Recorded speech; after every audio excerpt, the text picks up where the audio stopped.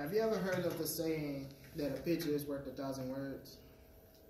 A drawing is an interesting thing to do because you can be as creative as you want to be. You can add many different meanings to one image. It depends on what you're drawing.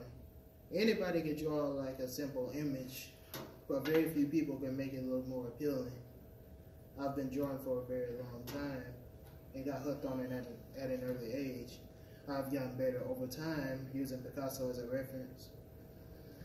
I will inform my audience about different techniques of drawing that can make an image more appealing, such as different effects, different color, and different shading. Fred R. Bernard once said that a picture is worth 1,000 words. That is a phrase heard by many people throughout the world. There are many images with different meanings to them, and besides, most people throughout the world can understand pictures better than words. For example, there are many groundbreaking images of people who are seemingly happy, but it shows their feelings deep down and that they are dealing with depression. And the person who drew it maybe have been going through depression him or herself. And so he drew the image that everybody else dealing with depression can relate to. And that is one out of several ways to inspire artists to come up with what to draw.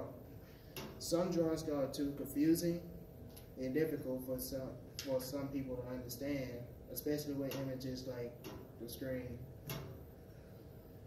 Now that I've talked about the meanings that a picture can have, I will now talk about different techniques of advanced drawing.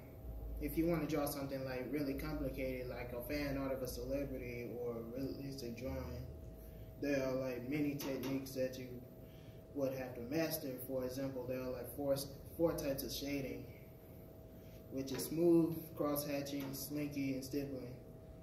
And smooth is the most common technique used for realistic drawings. It is when you add the pressure furthest on the areas farthest away from the light source.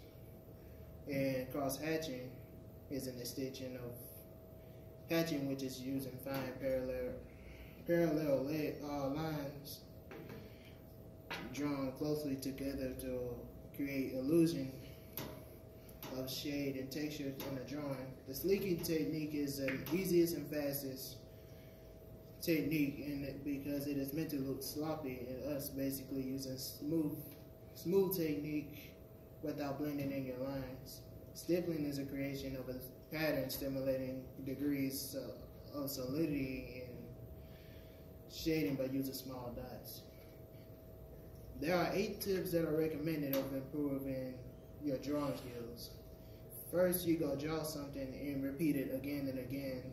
Second, you look at different drawings and you draw from them. Or you can take a picture of something and you can draw from them, or you can just draw from life, or like draw different buildings around you or different objects. Or you can take a class, or you could just keep a sketchbook and just draw something every day and be intentional. Finally, I would like to talk about how much time it can take. Drawing can be very frustrating because it consumes so much of your time when it comes to advanced drawing. But as far as drawing something simple, you will have to spend a maximum of 2 hours.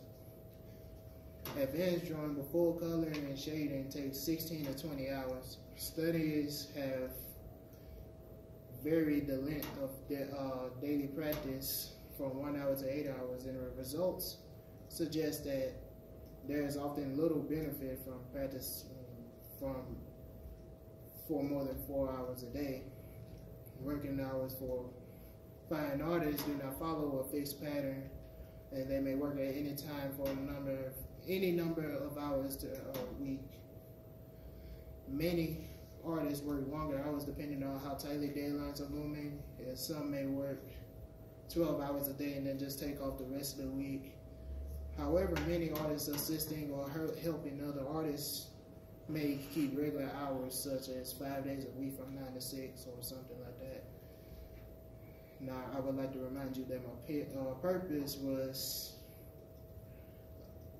of the speech was to inform you about drawing. I discussed meanings behind images, different techniques, and how much time it takes to master advanced drawing. Like I've said before, I've done research on drawings and got better over time, and I draw every day for perfection, using Picasso as a reference. If you want to draw something, think about what inspires you to draw that certain image. Edgar Degas once said that drawing is the most direct, spontaneous expression. A species of writing that reveals better than it does painting its true personality.